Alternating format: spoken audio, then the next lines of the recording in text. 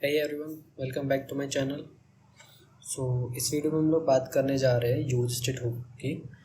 Basically use state होता क्या है और इसका क्या यूज़ है और कैसे यूज़ करेंगे, ये सब हम लोग इस वीडियो में देखने जा रहे हैं। ओके। जब भी आपके पास कोई ऐसा वैल्यू है या कोई ऐसा स्टेट है जो किसी इवेंट या किसी भी टाइम पे आपके कंपोनेंट आपके यूआई में चेंज हो सकता है, किसी भी इवेंट या कोई एपीआई फैच करने पे कोई डेटा आपको यूआई में शो करना है, तो वहाँ पे हम लोग यूज स्टेट को बेसिकली यूज़ करते हैं। ओके। आप चाहते हो आपको ऐसा वेरिएबल है जो आपको चेंज करना है किसी बटन के क्लिक पे, किसी पे आपको कंपोनेंट जब रेंडर हो तो आपको डेटा फैच होकर के आपके यूआई पे शो करना चाहिए। ओके। हम लोग वहाँ पे यूज स्टेट का यूज़ करते हैं। Okay. Now as you understand कि कहाँ पे यूज़ करना है, कैसे यूज़ करते हैं हम लोग उस पर मूव करते हैं। ओके। या use state, let's create a component. हम उसको नाम देते हैं use state hook revision. Okay.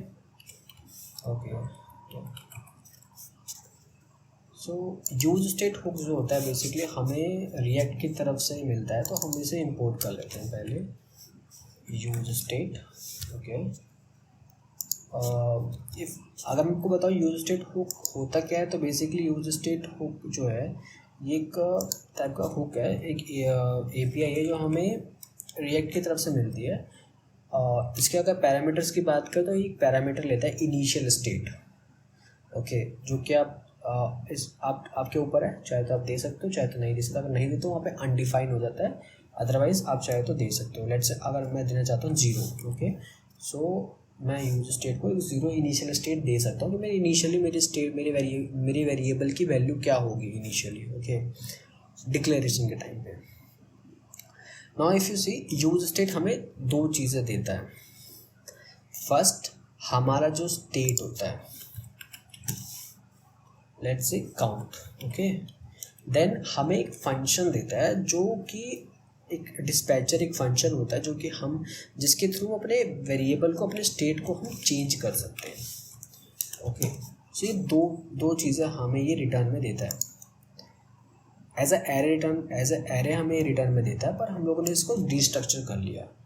अगर मैं आपको सिंपली बताऊँ तो हमें ये एक तरह से ऐसे रिटर्न कराता है, ये use state something initial value let's say 1, and then आपको यहाँ पे स्टेट को फिर अलग से यहाँ पे एरे 0 में, देन यहाँ पे सेट स्टेट को एरे 1 में आपको यहाँ पे डिस्ट्रक्चर करना पड़ेगा। तो हम लोगों ने इन 3 सिंपल स्टेप को नॉर्मली हम लोगों ने एक सिंगल लाइन में यूज़ किया है।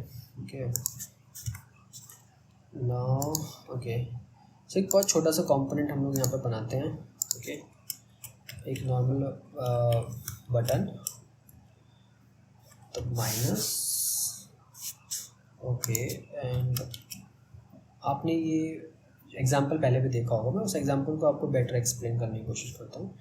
एक स्पेन, जो हम लोग कुछ नहीं, बस काउंट की वैल्यू को हम लोग यहाँ पे प्रिंट कराएंगे। Okay. Then we will have one more button which will just a plus. तो बेसिकली हमारे यहाँ पे 2 बटन बनाए हैं, एक माइनस और एक प्लस। ये 2 बटन जो है हमारे काउंट की वैल्यू को इंक्रीज या डिक्रीज करेंगे। तो हम लोग यहाँ पे 2 फंक्शन भी बना लेते हैं जल्दी से। कांस्टेंट हैंडल इंक्रीमेंट, आप चाहते हैं यहाँ पे नॉर्मल फंक्शन बना, तो मैं यहाँ पे एरो फंक्शन का यूज़ किया है। Okay. Set count plus 1।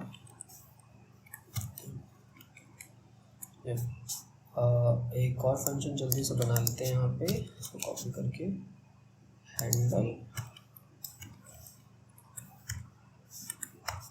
Decrement. Okay. यहाँ पे हम लोग बस उसकी वैल्यू को -1 कर देंगे। ओके। अब हम बस इन फंक्शंस को हमारे बटन के साथ अटैच करना है। अटैच कैसे करना है? ऑन क्लिक पे handle increment and okay sorry, we will use this function here, handle increment, here we will use handled increment. Okay, तो यहाँ पे हमारे दो हमारा एक बटन, एक स्पैन है जिसमें काउंट की वैल्यू को शो करेंगे, और एक हमारा हैंडल इंक्रीमेंट तैयार हो गया है। सो या लेट रिफ्रेश आवर कोड। सो हमने यहाँ पे एक कंपोनेंट बना लिया, हमें बस इसे कॉल करना है अपने मेन app.jsx से। सो यूज स्टेट हुक को हम लोग यहाँ पे कॉल कर लेंगे। So as you can see हमारा यूज स्टेट हुक हमारे कंपोनेंट में रेंडर हो रहा है, okay, with no error. Okay, so अगर आप यहाँ पे अब आप चेक करना चाहो तो आप यहाँ पे प्लस करते हो तो प्लस हो रही वैल्यू, आपकी अपडेटेड वैल्यू यहाँ पे रेंडर हो रही है, और यहाँ पे माइनस करते हो तो माइनस हो रहा है। सो यहाँ पे आपको मैं ये बताना चाहता हूँ कि जब भी आप कुछ स्टेट चेंज करते हो तो आपका होल कंपोनेंट जो होता है वो रेंडर हो जाता है। ओके, आपका होल कंपोनेंट। अब मैं यहाँ पे सिर्फ एक प्लस भी करूँ तो मेरा पूरा कंपोनेंट रेंडर हो रहा है, मेरी कंप्लीट कंपोनेंट ही रेंडर हो रहा है। तो यहाँ पे अपडेटेड वैल्यू प्रेजेंट हो रही है। बेसिकली हमारे पास यहाँ पे, अगर आपको पता होगा, रिएक्ट में एक वर्चुअल डॉम होता है और एक हमारा जो ब्राउज़र का डॉम होता है, रियल डॉम। तो बेसिकली रिएक्ट करता क्या है यहाँ पे, आपने जब भी कोई स्टेट चेंज किया तो आपकी वो वर्चुअल डॉम में एक रियल डॉम की कॉपी रखता है। तो जब भी आप यहाँ पे कोई चेंज करते हो तो आप वो अपने वर्चुअल डॉम में उस वैल्यू को अपडेट करके आपके रियल डॉम में प्रीवियस वैल्यू की जगह, उस प्रीवियस नोड की जगह पे इस नए नोड को रिप्लेस कर देता है। अगर आपको वर्चुअल डॉम और रियल डॉम पे भी वीडियो चाहिए तो मैं आपको वहाँ पे बेटर एक्सप्लेन कर दूंगा। सो बेसिकली यहाँ पे सिंपली आपके इस नए कंपोनेंट को अपने प्रीवियस कंपोनेंट की जगह रिप्लेस कर रहा है। आपका ये पर्टिकुलर जो एरिया है ये आपको रिप्लेस हो जा रहा है नए वैल्यूज़ के साथ। ओके, सो यहाँ पे एक और छोटा सा इशू है, इस कोड के साथ एक छोटा सा इशू है। यहाँ पे नॉर्मली अगर आपको अपने प्रीवियस काउंट या फिर आपका जो स्टेट है उसके साथ कुछ अरिथमेटिक ऑपरेशन करना है, क्योंकि यहाँ पे हम लोग काउंट को प्लस कर रहे हैं माइनस कर रहे हैं, मीन्स हमें प्रीवियस काउंट में एक चाहे तो प्लस कर रहे हैं चाहे तो प्रीवियस काउंट में माइनस कर रहे हैं, जो उसकी वैल्यू है रियल अभी। सो यहाँ पे एक्चुअली एक इशू ये है कि अगर मैं लेट से मुझे काउंट को +2 के साथ इंक्रीज करना है तो नॉर्मली कोई भी यूज़र ऐसे इसको इंक्रीज करेगा, बट ये ऐसे काम नहीं करता। ओके, जस्ट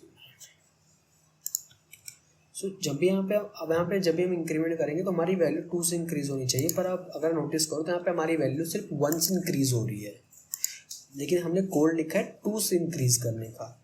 ओके, सो यहाँ पे हमें छोटा सा यहाँ पे एक यूज स्टेट, इसी सेट स्टेट जो हमारा सेट काउंट होता है या फिर सेट स्टेट जो होता है वो इसके साथ एक ऑलरेडी हमें एक इसकी फंक्शनैलिटी देता है। इसको पता ही ये इशू होता है कि एक्चुअली होता क्या है, सेट जो स्टेट होता है, जो सेट काउंट होता है, जो डिस्पैच फंक्शन होता है, जो स्टेट हमें रिटर्न करता है टू अपडेट आवर स्टेट, वो एक बेसिकली एसिंक्रोनस फंक्शन होता है जो हम काउंट को अपडेट करने में टाइम लेता है, और काउंट का जो अपडेटेड वैल्यू होता है रिफ्लेक्ट लेने में भी वो टाइम लेता है। तो आप जब यहाँ पे सेट काउंट कर रहे हो तो काउंट की वैल्यू 0 थी तो 1 हो गई, बट अब नेक्स्ट स्टेप में भी, क्योंकि जावास्क्रिप्ट जो होता है यहाँ पे वेट नहीं करता, यहाँ पे जावास्क्रिप्ट आया तो जावास्क्रिप्ट ने यहाँ पे इस लाइन को एग्जीक्यूट किया। एग्जीक्यूट करने के बाद इसने अगर इसको टाइम लें तो मेन कॉल स्टैक से बाहर चल जाएगा। तो सेकंड फिर जावास्क्रिप्ट जब नेक्स्ट लाइन में आया तो उसने फिर से काउंट की वैल्यू को, उस टाइम पे अपडेटेड वैल्यू नहीं थी तो काउंट की वैल्यू उस टाइम पे भी 0 ही थी, क्योंकि अपडेट होने में टाइम था उस टाइम। तो यहाँ पे भी हमारे पास 0 + 1 1 ही हुआ, तो हमारे पास अपडेटेड वैल्यू नहीं है, इसलिए सेट काउंट हमको ऑलरेडी एक फंक्शन, एक सेट काउंट ऑलरेडी एक प्रीवियस वैल्यू के साथ आता है। Set count if you see एक वैल्यू के साथ आता है, ये वैल्यू प्रीवियस वैल्यू है, प्रीवियस स्टेट है। If I say previous state means our previous count. So अगर हमें अपने प्रीवियस स्टेट के साथ कुछ भी अरिथमेटिक ऑपरेशन करना तो हम यहाँ पे प्रीवियस काउंट या प्रीवियस स्टेट का यूज़ करते हैं। लेट्स से यहाँ पे हम अगर इंक्रीज करना तो प्रीवियस काउंट +1। सेम चीज़ अगर हम यहाँ पे सेट काउंट को अगर यहाँ पे हम 2 बार भी करते हैं तो हमें प्रीवियस काउंट में इसको +1 करना है। Okay, now if I refresh this code, now if I increment this code, okay, अब मैं इंक्रीमेंट पे अगर क्लिक करूँ तो मेरे पास +2 से इंक्रीमेंट हो रहा है।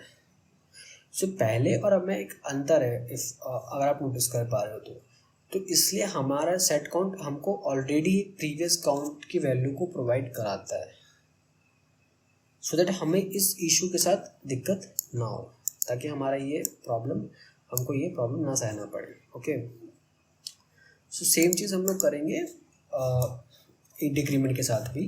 हम लोग यहाँ पे प्रीवियस काउंट का ही यूज़ करेंगे। So updated to get the updated value. Okay, so basically इस फंक्शन का यूज़ ये है कि अगर आपको अपडेटेड वैल्यू के साथ कुछ भी अरिथमेटिक ऑपरेशन करना है नेक्स्ट टाइम, तो आपको वहाँ पे प्रीवियस स्टेट लेनी पड़ेगी।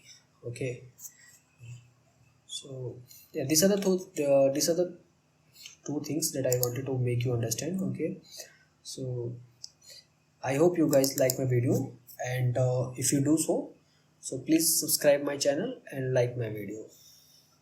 Thanks for watching.